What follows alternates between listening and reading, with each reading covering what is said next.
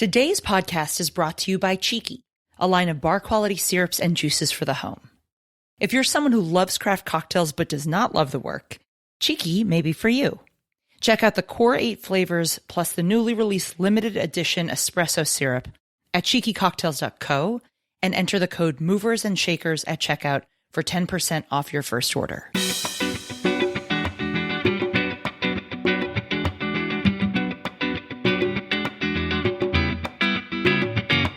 Movers and Shakers, the podcast about people and ideas that are changing the beverage landscape. Now here's our host, April Wachtel. Hey, Movers and Shakers. It's your host, April Wachtel, and I'm pleased to present to you a most unusual episode of Movers and Shakers. If you're a regular listener and are familiar with our standard format, this isn't that. In today's episode, I interviewed an old friend and the cocktail mastermind behind world-famous New York bars, Employees Only, and Macao Trading Company, Dushan Zaric. Dushan is widely recognized as an industry leader and a pioneer in craft bartending. His innovative work behind the bar has revolutionized the art of the cocktail. Dushan and I hadn't spoken in about a decade, and what started off as the pre-interview ended up being the actual interview. For anyone who knows Dushan, it will not surprise you that he broke the format of my podcast, and we love him for it. Without further ado, please enjoy my interview with Dushan Zaric.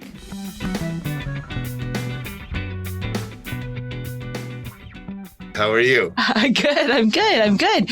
Long time no see and talk. Long time no see and talk. Hi. Yeah, hi. Okay, so let's do this for starters. Why don't we just have a few minutes just chatting and catching up, and then we'll officially start. I mean, I'm already recording on Zoom, but if that sounds good, just so we know when a formal start happens versus not. Cool. How are you? Where are you? I am at the barrage. This is my barrage. This is where I record my upcoming YouTube show called the 4 a.m. Chicken Soup. Okay. Which will start hopefully this month. Okay. And it's about one cocktail and what food you pair with it. It's meant to be basically hopefully targeted for people who are just have never made drinks in their life. And it's easy, it's simple drinks and simple food. And it's interesting stories and interesting facts. And so it's me. So having fun doing that. Yeah. Wow. I know we're going to actually talk about some of these things, but did I see that you moved to San Diego? I live in Solana Beach. Where's that? That's 20 miles north of San Diego on the beach. It's like Nashville on the beach. Okay, got it. Not music-wise, but kind of culture-wise, or I don't know. I'm the most diverse person here. Okay. Okay. Got it. I'm still not politically correct. When you say you're not politically correct, are you referring to the fact that you're talking about you being diverse, or because you're lighting up a cigarette? No, I'm still not going to be like, I'm still going to voice my opinions. I would not expect anything different. Thank you. Yeah, of course. So again, we'll jump into things in a sec, but how the hell have you been? I know you mentioned it was like some things have not been so great. Some things have gotten better.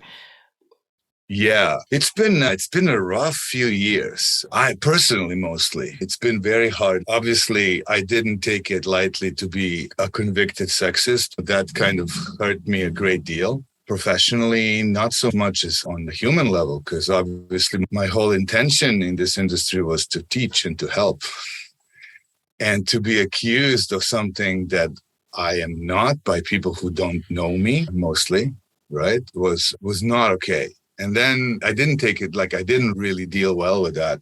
On the other side, a lot of people stood up for me. And that was great. That felt really good. Yeah. But then again, every crisis in life is an opportunity for growth. In my case, I looked at it as, well, what is there for me to learn? Well, what is my responsibility to the situation? And I'm obviously not a victim here, right? So we can talk about this later if you want, but that was like the beginning of my personal shedding of some growth and shedding skins and my personal journey, like of difficulties that started with that. And my divorce was my biggest kind of, it was really hard. It was hard losing my family, losing that. That was a really difficult thing for me to go through. I spiraled down into depression, heavy PTSD, like severe PTSD with panic attacks, severe like mental like depression. And then of course the pandemic hit and I found myself sitting at home doing nothing in a city like Los Angeles that I detest. I have nothing to do there. I always found that place to be pornographic, superficial, void of any energy that I find interesting or inspiring. And I was just really not in a good place. Mm-hmm. And, you know, my ex-wife gets pregnant with another man, you know.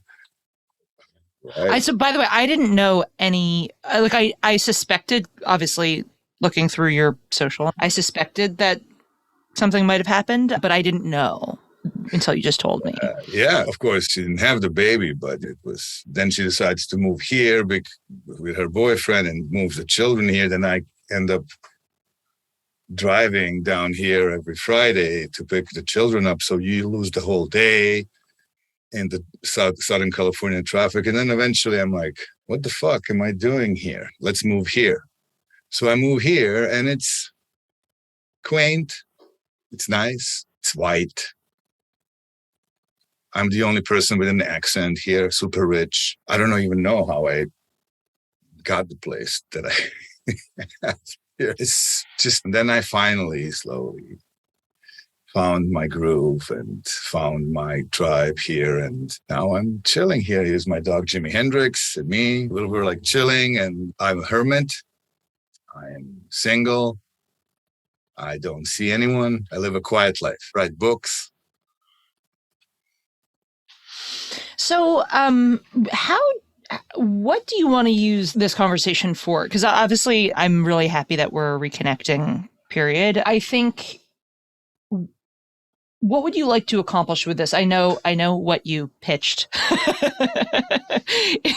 Avoiding burnout, rediscovering being of service to others. But I think you've obviously been a mentor and a role model to a lot of other people, despite going through some of these rough times. So there's like a very wide range of things we could discuss. And I also want to be respectful and conscious of not going too deep into some of these things you've discussed if you don't want to. So you tell me, of course. But can I actually first, just before you go, I'll be happy to answer your question. How are you? We haven't connected in such a long time. Yeah. You radiate great. Your energy's great. Thank you. You too. Yeah, no, I'm really good. I don't think I went through anything to the degree of what you're describing, but you know that I've been working on my own business of some sort it's been like almost 7 years. And probably the first 4 to 5, I didn't pay myself at all. I was also consulting for Diageo, working, it was rare, but sometimes working 100-hour weeks. So yeah, for a number of years, it was really hard. So during 2020, it was completely bizarrely random that was when I decided. I had already pulled Swig and Swallow apart in 2019, and I was going to put it back together. I had already trademarked the name Cheeky. I had already decided bar quality syrups and juices. And I just was going to launch very slowly and casually because I was like, I previously just slapped things together so fast and I want to do it the right way. And then of course, COVID hits and I'm like, I can't wait. We don't know what's going to happen. So I've got to go faster. And I was able to get one of the SBA COVID loans. And then that ultimately was what jump-started the business. And for the most part, it's been really good. We nearly ran out of money twice in 2021. And that was fucking scary. Like I lost like a third of my hair density. It's coming back, but like it was really stressful. And then, just continued to persevere, got some investors, got another loan. I actually just got our first PO from a distributor yesterday. We've only been shipping direct to store and had a lot of corporate and bulk business. And so, yeah, so that's been I would say the majority of it. And I think that It's probably similar to everybody in the world. I've developed a lot of resilience in this time. And also, I think some of the fundamental skills that I had to ensure that we don't ever get to that point again, at least in a whatever I can do. And I think, obviously I did some preparation for this, and there was a podcast that you had done with, was it the Service Something podcast? Mhm. I have it up on, I can pull it up, but, I think that the topics that you had mentioned, like burnout, discovering service or rediscovering service to others, I think I think it really probably resonates for anybody who might listen, because again, it's both like, how do you ensure that you have the mental strength and resiliency? And then Right. also, that's not enough. It's also like, you've got to do some actual fundamental things in your life to make sure you've got protections and like a support structure in place. So anyway, I feel like we're in a really exciting place. I have a really badass team of women that I'm working with, mostly outsourced, but I just hired 2 moms as executive assistants and marketing and design folks. I have, again, it's almost like even our co-manufacturer, it's a woman-owned business. That was not by design. That was just by circumstance. But I have a fractional CFO who's like a fucking legend. She's another young woman business owner, like whip smart, incredibly fast, turned around businesses before. So I'm just really excited because, again, from the perspective of making smart business decisions that support mental health also, those things are all falling into place. And I'm just really excited to know that we've put all of these safeties into place Yeah. to make smart decisions. Correct. Yeah, that sounds great. I'm so excited for you. I've been following from afar. I'm not active on social media because when I was young, I was reading Wizard of Oz, and I was always confused. How can a person without a brain be thinking? And then I discovered social media, you know.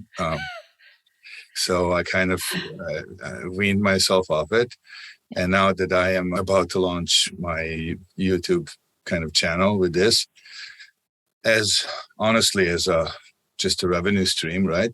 Because although we did sell 86 company and I am in a comfortable place financially, I still need to make sure that I have some income coming in, and I am still active. I do a lot of consulting for bars and restaurants. I still run employees-only enterprises around the world. I still run all our bars and restaurants. I still consult for a few tequila companies. That's a big thing for me. I am engaged a lot in traditionally made sustainable tequilas. So I'm fighting the good fight against diffuser-made big brands, educating bartenders. No, of course, it's a big thing for me. Educating consumers, educating bartenders about that. So helping the farmers, working on sustainability, and quite frankly, working to protect the terroir, protecting the plants themselves, helping them stay healthy and genetically diverse. It's very important. But also working a lot in teaching bartenders, inspiring bartenders to keep the craft and the trade what it's supposed to be. It is inevitable, right? And what I love, one of your podcasts, I listened to quite a few of them actually. Oh, thank you. Yeah, because again, I live a quiet life. So I go to the beach, I walk a lot. So I put my headphones on and I listen to a few of them. And of course, Jeff Morgenthaler, who has been singing this song for a while, right? Well, why bartenders shouldn't be leaving the bar. And I agree with him. It's somebody has to be doing what we do. And I'm just about to help a local family here who has this old Japanese sushi restaurant here for generations, open kind of a speakeasy Japanese style bar in the restaurant. And I'll be taking shifts. Mm-hmm. And working with them there. Yeah. Just because I need to be practicing what I preach and inspiring and teaching and passing on. I think it's really important that we do that. So I am active. I'm not just sitting and drinking and whatever. Yeah. I do that too. Yeah. I do drink. I do weed still. It's all fine. Isn't that why you moved to LA in the first place? And now it's legal in New York. No, I moved because we needed somebody to launch the 86 company there. And not to be falsely modest, but I did do a good job there. By the way, I'm joking. I didn't think you'd move to California just for that, but I have to say that I voted against the legalization of marijuana, and I was right, for the recreational use. I wanted it to be, and I think it should be only kept for medicinal purposes, and I'm going to tell you why. Because the moment the moment you legalize it for recreational use, the government starts regulating it, dipping their greasy, fat fingers into it, raising the price. And it's happening. What's happening now in California is the resurgence of the black market. And now the black market weed is better and cheaper than the one you can get on the legal market. And guess where I'm buying my weed from? From the black market.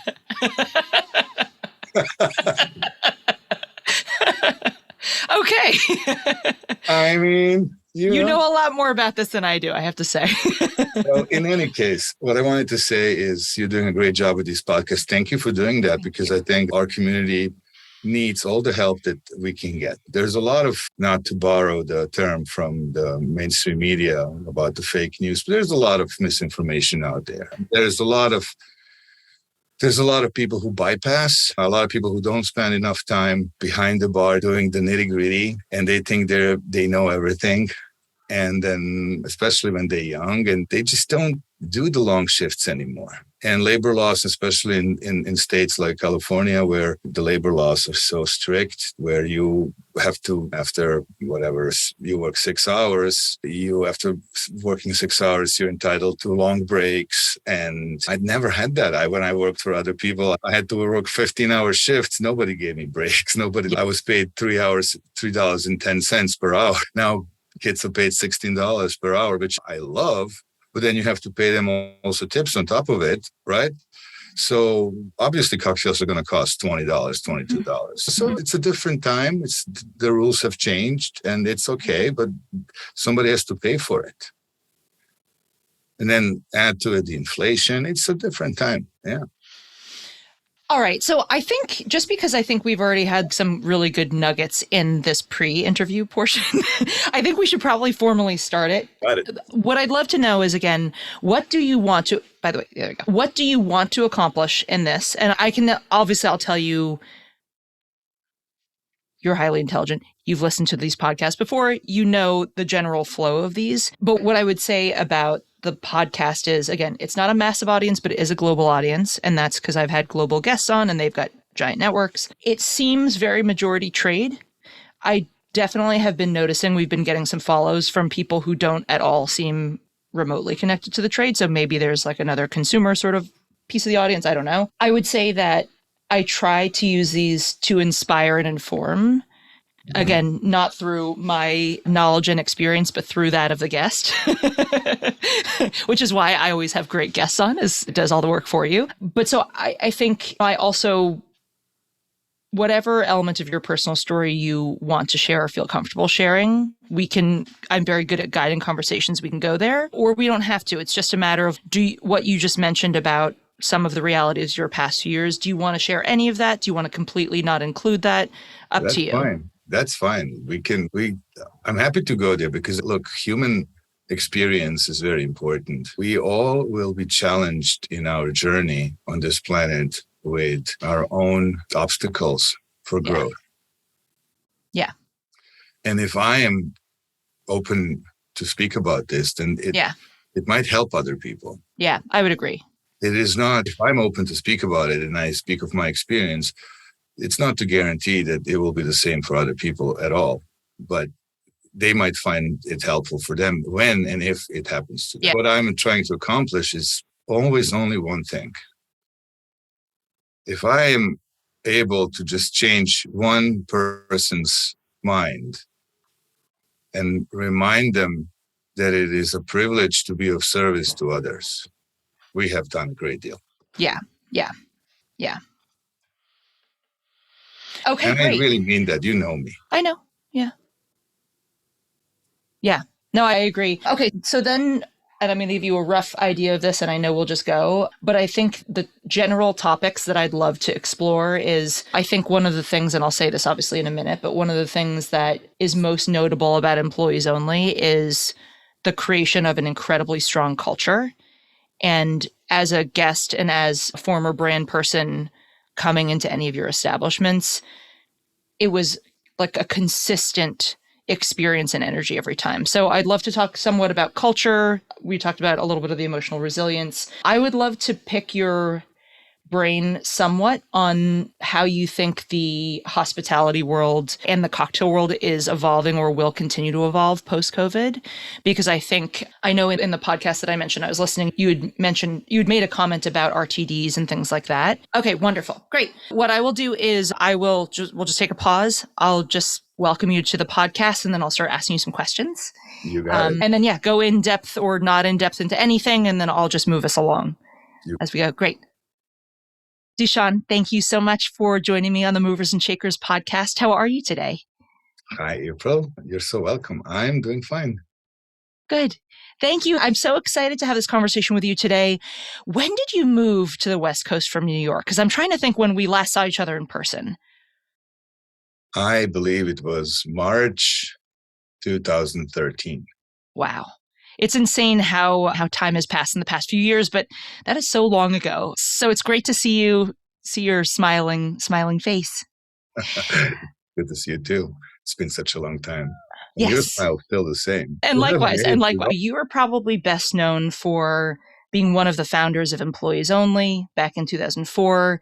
You are Serbian, so you're from Yugoslavia. You came over in the 90s, correct? That's right. And then Only has had such a huge impact on the evolution of the craft cocktail world. I think it's so interesting seeing how this has all evolved from Dale DeGroff and the Rainbow Room, and obviously Milk and Honey and Angel Share and EO and all of these businesses. It's been a very crazy ride, and it's insane that it's been almost 20 years since EO opened. I know. You're like, I've been doing it. I can't believe we've been around for such a long time. Yeah. I remember when I was with my late spiritual teacher, who was a New Yorker, and he would always, when he would teach me about impermanence, he would tell me, like, if you want to learn about change, walk down a New York City block. And the next week, when you walk down that same block, you would notice that the deli that was there is now a laundry shop or something. And the fact that we stayed open for such a long time in a city like New York is mind-boggling to me. Yes. It's really something. How many locations does EO have now globally? 4. 4. Okay. And they are, you had 6. At some point we had 6, but we have 4 now. We have New York, Los Angeles, Sydney, Australia, and Singapore. We had Miami, which closed due to the hotel where we were being sold to a different owners who had their own F&B group, and Hong Kong, which sadly closed due to the political unrests. And we just had to close because the protests were going on in that stretch of town where we were located, and we were losing business consistently for months. Yeah. And we're not alone. Bigger businesses than us had to close as well. Yeah. So you've done so many things, obviously, in your career. You were one of the co-founders of the 86 company, which is now Ford's Gin. You guys sold the business. Yes. Brown Forman. But you've done so much. I remember back when I was working for Bacardi, sourcing various bar quality ingredients for our events. I remember saying, we can only use the EO grenadine. No other grenadine will work. So you've had, got some right in front of you. Right here. So you've been a pioneer for so long. I think one of the things that EO is best known for is creating an incredibly strong and consistent culture and experience for guests in every location around the world. So I'm wondering what you think got you guys there in the first place with EO NYC, and what it takes to create strong culture within an organization. I think it's about the philosophy that we had as owners, and mostly it comes from two places. The way we were brought up in the industry, we worked for people, and realized that once we have our own business, we will never refer to our employees in terms that they're working for us, but working with us. There's a big distinction there, which means we have to lead by example. If you want them to do something right, the way that you want it to be done, you have to show it to them. You have to treat them with respect, right? And the best way to do that is to be there with them and lead them by example. That's one thing. Another thing is to think about creating a team and not hiring people. And that means that you create a culture in which people are not afraid of making a mistake. In today's corporate culture, everyone is afraid to make a mistake, and mistakes are discouraged, because if you make a mistake, not only are you in danger of losing your job, but your boss is in danger of losing their job, and so on. So hence people like me who are consultants now are having a great time, because we're going to hire a consultant, because if the idea fails and is not good enough, the consultant is at fault and nobody loses their job. And which is a really dangerous situation, because it enables mediocrity.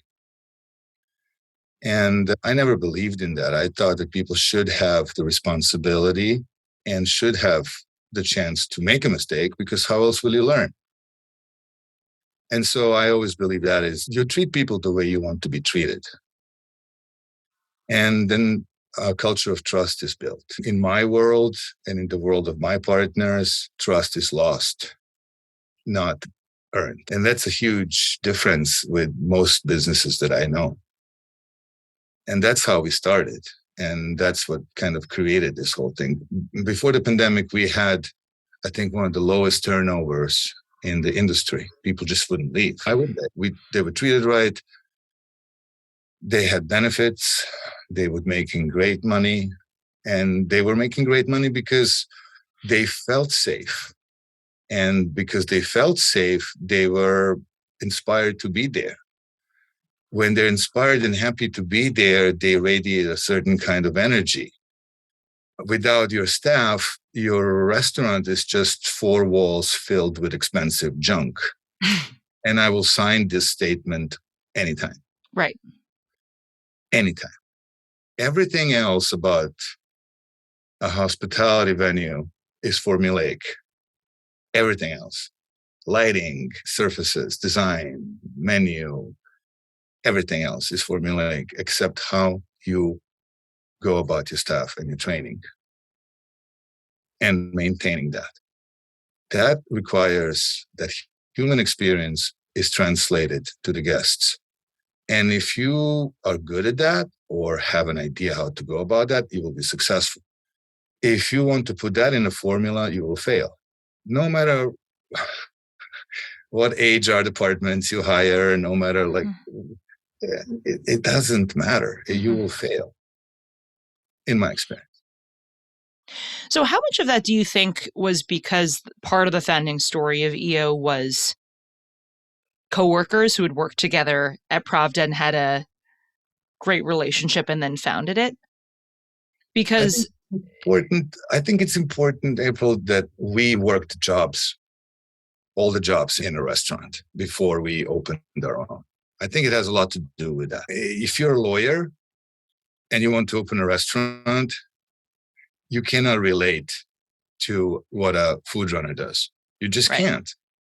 You cannot relate to the times when it's really busy and the chef is expediting 12 different tables or 15 tables at the same time.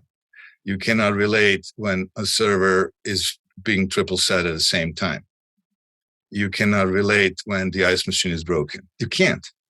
But if you have done all these, you have worked these positions at a certain point in your career and you worked your way up, then you have not just empathy, but you know how to troubleshoot all these things and you know who to go to. And then you also have patience. And you allow people to make mistakes.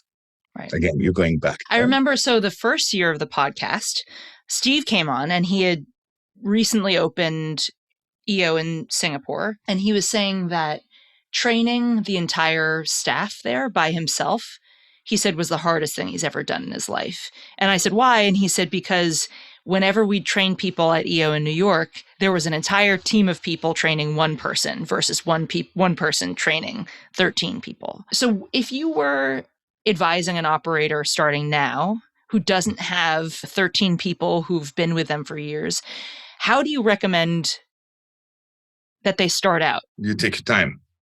You take your time and you choose carefully your management. The management is, okay, we have a saying that goes, the fish rots from the head down, right? So the upper management and the management underneath, meaning the floor management, the front of the house management, bar management, they all have to be on the same kind of level and part of the same story.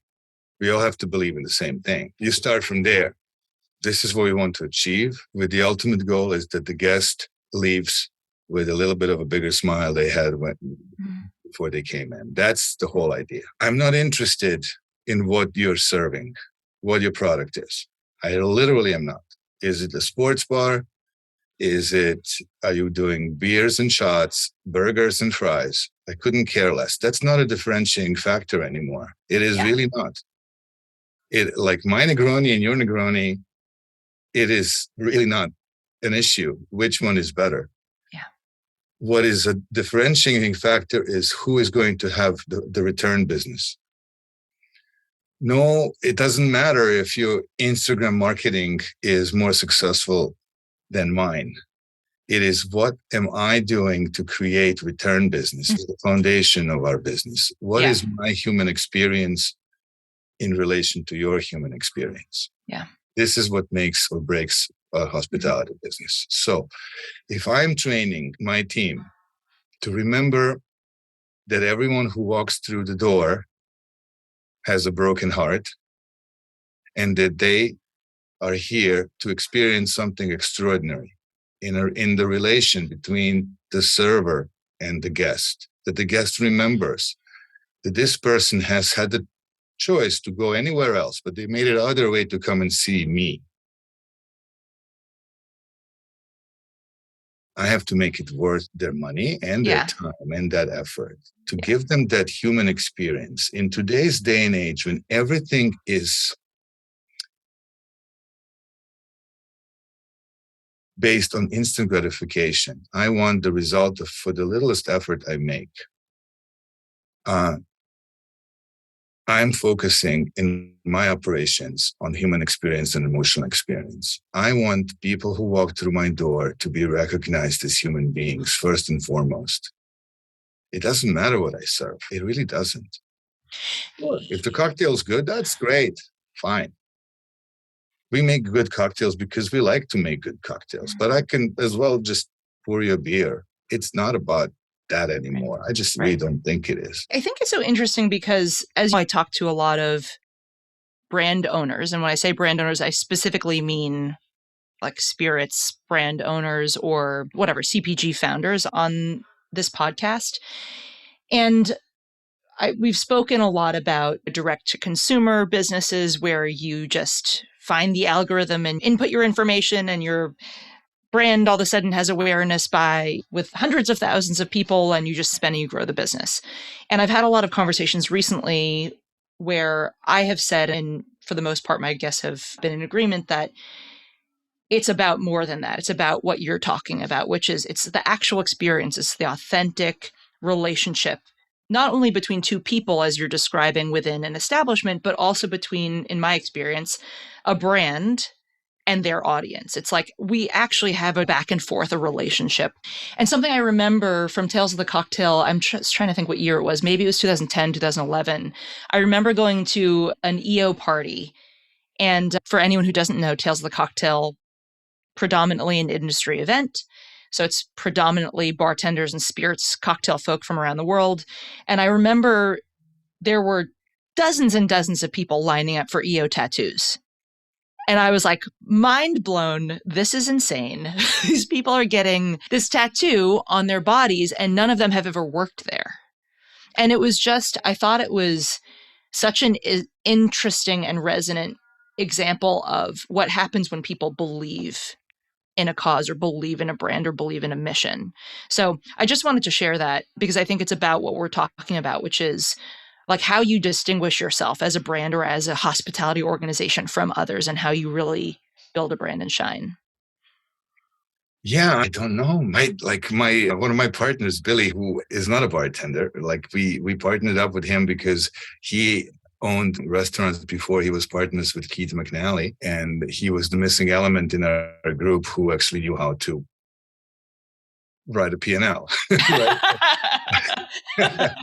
And he was blown away. He'd be like, why would people do that? And I tried to explain to him that it's more than just about a community of bartenders. It's more about it's an ethos. We believe in it's we believe in something greater than ourselves. This is we have created something, and it's hard to pinpoint why. It's something intangible, and I hate to say I'm proud of it. I'm glad I'm part of it. I don't want to take any ownership of it. Really, I don't want to.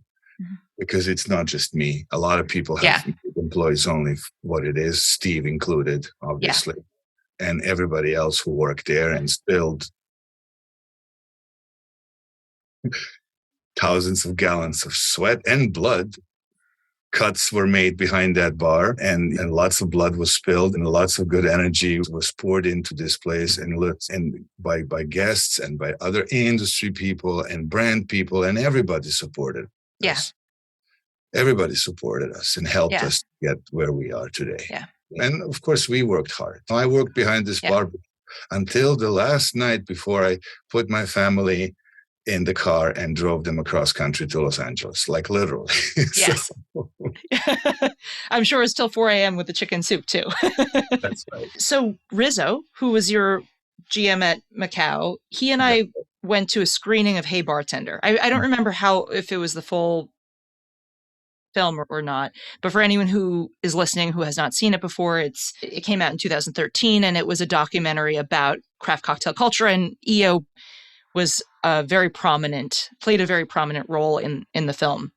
And I remember Rizzo turning to me and he said, what Dushan has created is really magic. And I'm in agreement. Your legacy will go on for many years. I want to pivot a little bit. You and I talked about this a little bit offline. I think some of the things that have made EO so resonant and so impactful maybe have also come back to bite you in a certain way. The majority of the employees at Employees Only are men, and there were some criticism that surfaced a number of years ago about this, and I wondered if you want to discuss that at all. Sure. Great. Okay. Yeah. See, the majority of the whole bar team was basically men, right? And it was never designed to be like that, actually. Our apprenticeship program was open to everyone. But for some reason, the women who started as apprentices there never went through the whole apprenticeship program. And in the beginning, now we have women bartenders, not only there, we have women bar managers in Sydney, in Singapore, and even in Los Angeles. But back then in New York, none of them finished. And it wouldn't be fair back then, in my opinion, to just push them along just because they were women. It wouldn't be fair to them. It wouldn't be fair to the other people there. But we had immigrants. We had other people who worked really hard to get there. And it was just not on anyone's mind that would have been a problem. But our general manager was a woman, our executive chef from the beginning, and our junior partner was a woman. All our servers were women. Like a majority of our employees were women, but was never on our mind that would have been a problem. Long story short, I was accused of being a sexist. And it hurt me a great deal because most people who accused me didn't know me. And looking back at it, you could think, why didn't you dismiss it if it wasn't true? But at that time, I was coming from a place where I honestly think thought then that I was doing everything I could to educate our community and to give. That was one of the reasons that I later on went through a divorce, was because I was absent at home so much. For example, when I won the award for the best bar mentor, my ex-wife at the time cried. And when I asked her why, and she said, that just means that you'll be homeless. You'll be less at home than you're now.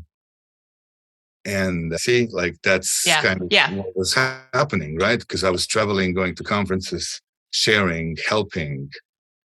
And a lot of people stood by me. I remember my great friend, late Gaz Regan, wrote an open letter which enraged the people who were attacking me. And I understand why they took that issue to heart so much, because a lot of people felt that the inequality in our industry was very real, and it was, I'm sure.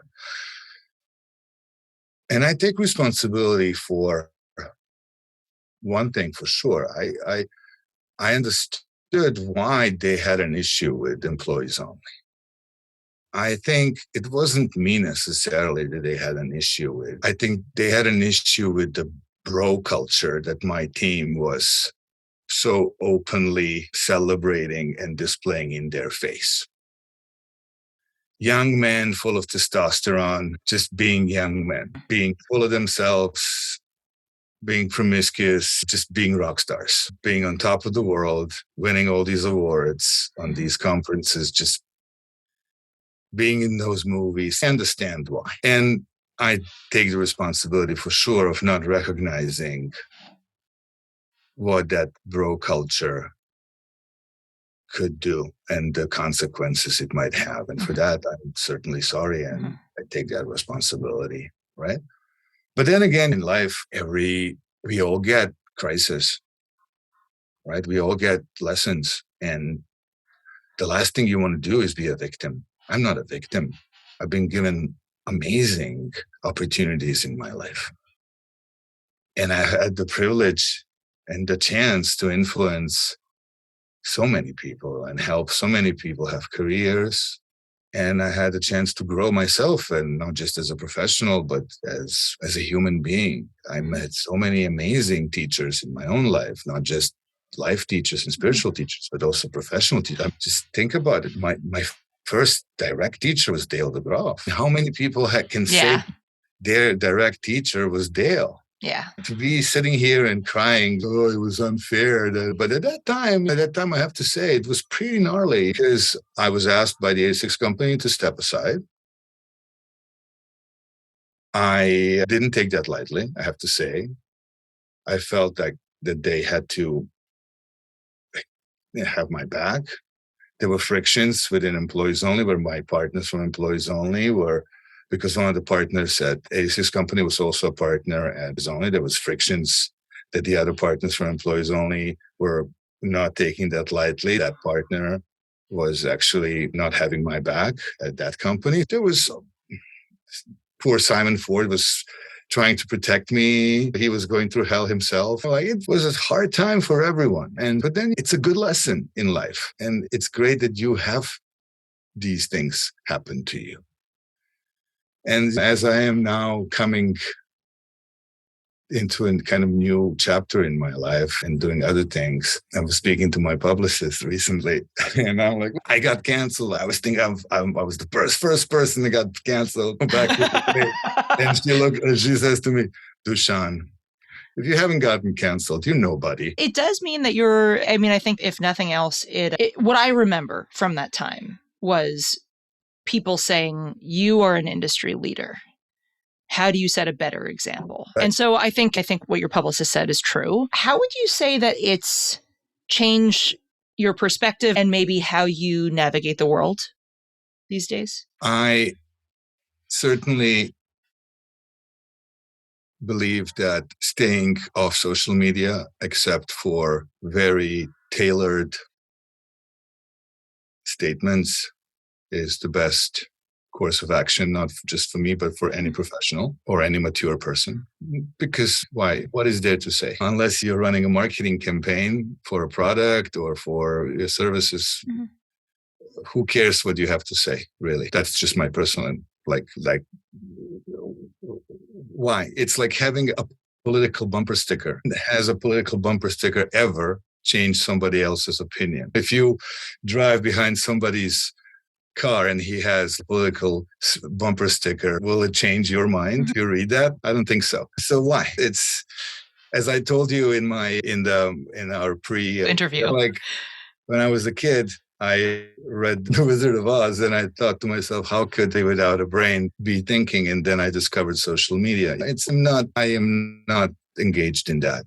How it did change me in my outlook to the world is that, there is inequality is a real issue. Can I change it by myself in my little world, in my little bubble? For sure. And I have done the things that I can do, I have done. I have changed my little world.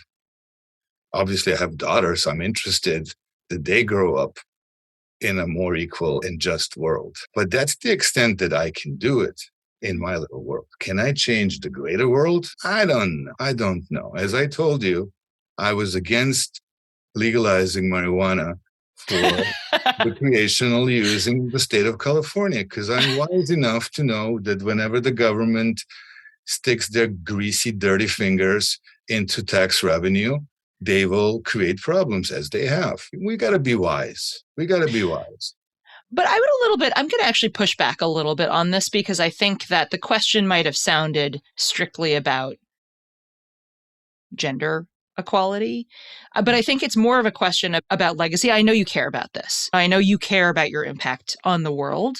So maybe this is a good time to talk about, I know in 2020, you did a seminar, a partnership with Another Rally, where it was on avoiding burnout and rediscovering being of service to others. Because again, I know that you care about these things, even if that's not necessarily how you phrased it just now. I'd love to hear what you think about this topic. Obviously, this has been a topic in our industry, in restaurants, forever.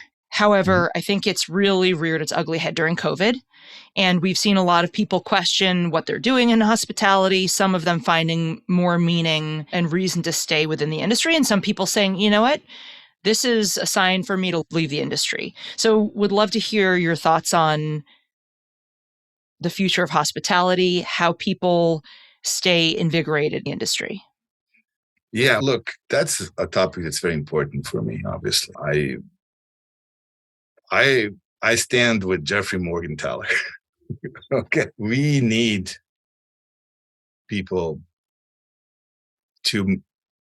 more people to make a choice to stay in the industry. Whether you are admitted to yourself or not, you have to serve. Bob Dylan says it, whether you like it or not, you have to serve. You have to serve somebody. You will become a parent one day and you'll know that you will be serving. You'll serve your children, you'll serve your parents, you'll serve your employees, you'll serve your boss. You will always serve somebody. You'll serve your neighbors. You'll serve your community. You'll serve someone. At the end of the day, you'll serve your dog, your cat, you'll serve someone. It is a privilege to be of service. Until you see the whole problem that I have with this new generation of, how do they call them? Generation Z, whatever they are. I don't know what the most recent one is. I don't know. And I don't want to sound like an old fart here, but this whole problem that they have, it's my truth. If you don't align with my truth, you're against me, and that makes you a villain. Guess what? Your truth is your truth, but it's not objective. Okay? There's no such thing as an objective truth anyway. So step aside, go back into your own life, and realize there's other people whose truths are also very important to them.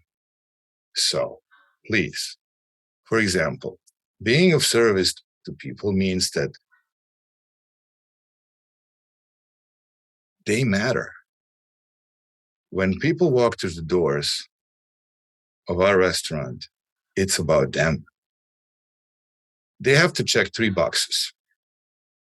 And the only thing that people look for when they walk into a restaurant is approval, validation and approval, just like what we ask for in our life.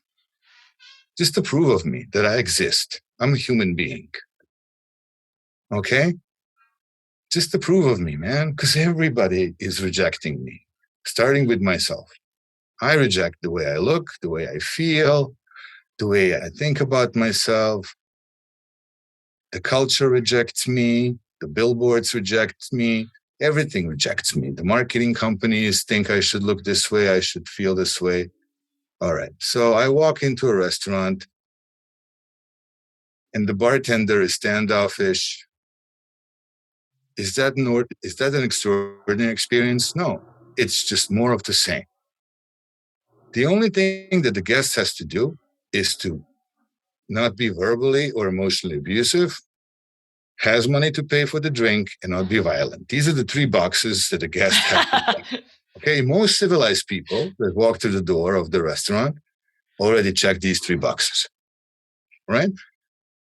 That is an unspoken contract that we have with our guests.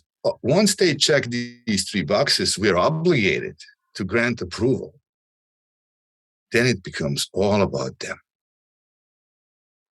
In that moment, it's all about giving them that approval. And when we do something for others, unconditionally, selflessly, an energy is created that makes we benefit more from that than they do, actually. It's an energy exchange in which you can relate to this. I always put this example when I teach. Imagine you are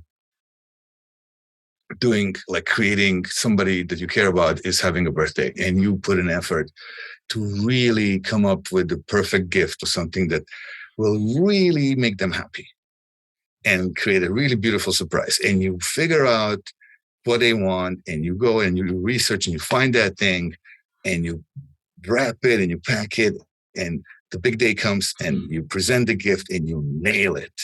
And you see that smile on their face and they light up. How do you feel? Amazing.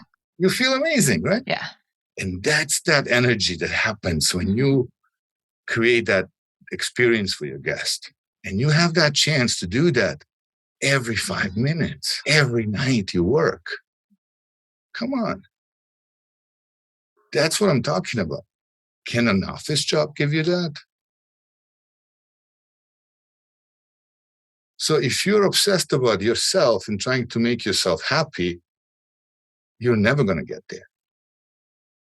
You're going to find purpose in your life if you're in the service business only if you direct your attention to make other people happy. Only then will you be really happy. Mm-hmm. If you're trying to blame your management and trying to play the victim card over and over again, it's better if you leave.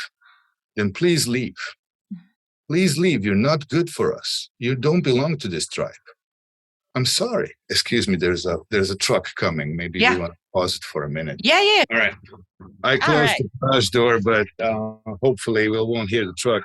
No worries. I don't know where we were. What I'd love to ask you about with future hospitality and future of cocktails, we have a beautiful industry. We know that connection with other humans is not going out of style.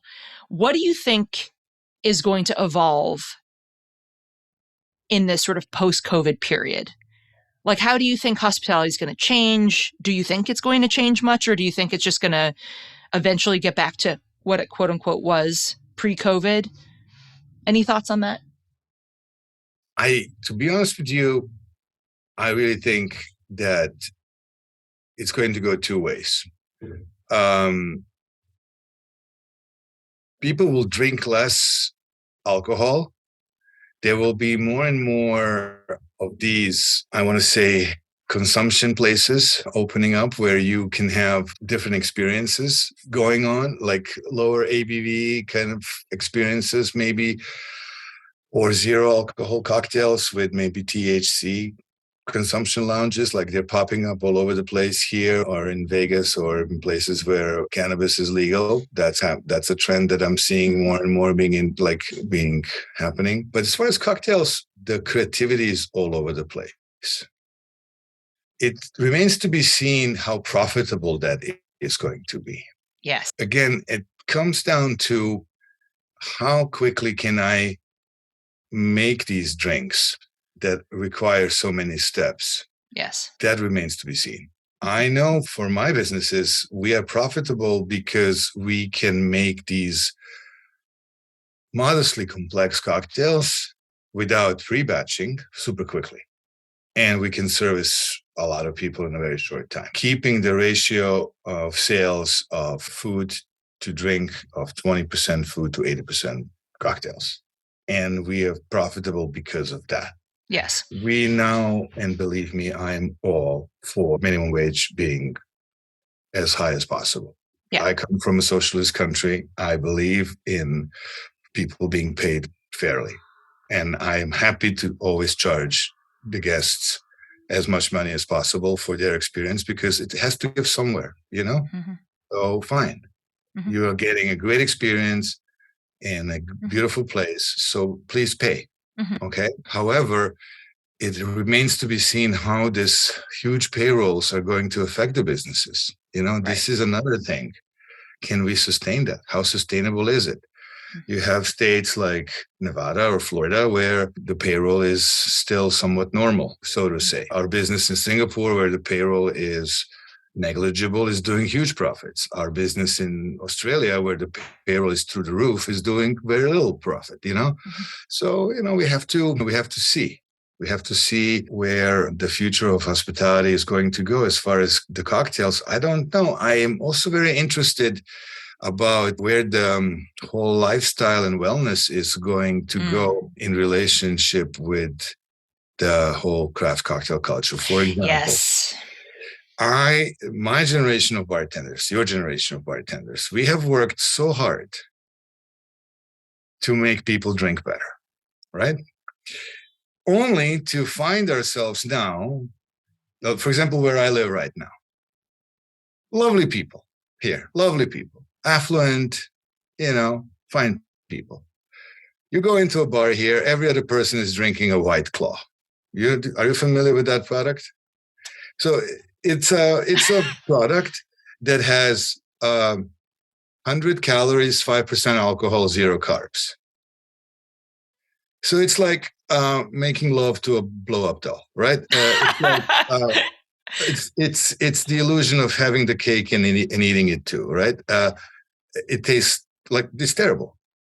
You get that aspartame, spirulina kind. It's not spirulina. It's what's that? Stevia. that back of the throat kind of fuzzy, aftertaste in it. It's terrible stuff. And I did recently a tasting of all those hard seltzers for a client. Mm-hmm. They're all bad. But the idea is that's what the consumers want because of 0 carbs and 100 calories. How is that going to affect us? Yeah. I don't know. I had guests walk into Employees Only LA asking me what if we have any gluten-free cocktails on the menu. And I was taken aback. I'm like, everything is gluten-free. Nobody doesn't say. I'm like, but it is. Yeah. Everything is gluten. Everything in this bar is gluten-free. And so the challenges will be there. I think what is the lifestyle and wellness going to communicate to the guests and how we are going to adapt to that? Mm-hmm. That's another challenge. Dushan, I think about this all the time. I mean, I've been thinking about this topic for years and years, as I'm sure you have. But I presume you were probably on the bar, as was I, when the whole skinny girl margarita trend came through. And since before I started my business, I was thinking about, are there any sugar substitutes that will create a real cocktail that will taste good, or that will taste like a similar version of the cocktail to what it's designed to be, including various sugars? And I still don't think you can achieve flavor with substitutes that are healthier when you look at the core ingredients in classic cocktails. But if somebody figures out what that is, I'm also all ears, because also as a consumer, I completely identify with wanting to lead a healthy life, wanting the cake and wanting to eat it too. But that would be great, wouldn't it? Wouldn't that be nice? Yes.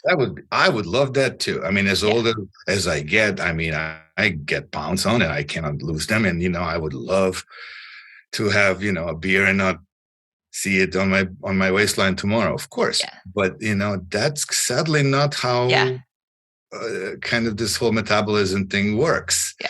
If you don't want to gain weight, don't drink. It's very, sadly. Dushan's major takeaways. Kind of the adolescent part of our brain doesn't want to hear that, right? And, I think anyone who promises us that we can have the cake and eat it too will make $1 billion. It's just how it works. Yeah. And I don't know. I wish I can give you some kind of prophecy where our culture is going to go as far as cocktails, right? Yeah. My wishful thinking is more integration with gastronomy in general. Yeah. Right? Yeah. So that we can see more merger of specific cuisine with what we see in Europe mostly these days, right? That we see that here. And you can see that with certain restaurants, for example, what Dante was doing in the beginning, or restaurants like that, to see more and more integration of that sort. That would be what I would like to see, just because I'm a nerd in that sense. And less liquid nitrogen and smoke and rotovapors and less of that stuff, and more wholesome kind of ingredients that kind of pair really well with what the chef is doing in the kitchen. So I would love to ask you, as you know, I interview tons of entrepreneurs on this podcast, and the majority of our listeners are trade. Would love to hear any thoughts or takeaways you have for either bartenders, folks who are in the hospitality world now, or maybe some folks who are in their journey of building their own brands or building their own bar programs. So it will always be longer than you think. It will take longer than you think. Don't you agree? Right? Because there's always the truck that you don't see around the corner that will come. And you have to be prepared for that impact. Because no matter what business school you went to, no matter what great board of advisors you have, the times when you are setting out to do your business are always different times. And there will be the unforeseen events that are coming here. For example, in January of 2020, nobody was thinking about the global pandemic. And you were ready to open up. You were a week away of opening your doors for your next global, amazing cocktail bar that will change the world, that change the way people drink. And all of a sudden, you open the doors and you're out of business 2 months down the road. Right? So take your time. Be ready to put more work in than you ever thought. Be very careful in your emotional relationships with your partners. All commitments that you have made to your partners and your investors don't mean anything if you cannot come home to a refuge that is actually giving you all the love and the strength that you need. Remember that that's where your strength comes from. And if you are single and you're setting out in your business right now, and you are about to meet somebody down the road, make sure that you find the time to build that relationship down the road and give that person the chance to, so that they feel like they're number one. And they're not just a side project for your business. That is really important, I think. Yeah. Right? And,